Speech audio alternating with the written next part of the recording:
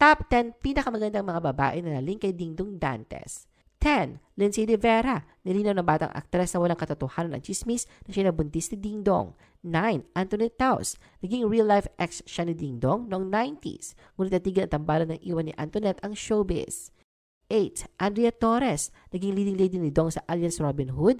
Dito na nagsimula ang tensyon sa pagitan niya at ni Marian. 7. Bella Padilla, nagalit raw si Marian dahil sa eksenang dikit-dikit sila ni Dingdong sa taping. 9. Rian Ramos, naging on-screen partner ni Dong sa Genesis. Ayon sa chismis, hindi raw natuwa si Marian sa closeness nila sa set. 5. Katrina Halili, isang matinding eksena raw nagpainit ang ulo ni Marian noon. Smack lang daw sana pero nilaplap ni Katrina si Dingdong. 4. Sam Pinto, sabi-sabi nahulog ang loob ni Dong sa fresh na dating ni Sam on stage ng Party Pilipinas. 3. Heart Evangelista, nang magsalita si Heart tungkol sa possible project with Dingdong, ang chika ng iba, pinagbantaan daw siya ni Marian na ipatrol sa fan clubs.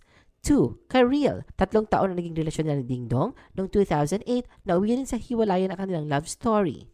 1. At syempre, Marian Rivera, nagkakilala sa Marimar noong 2007 at ikinasal noong 2014 at ngayon may 2 anak na.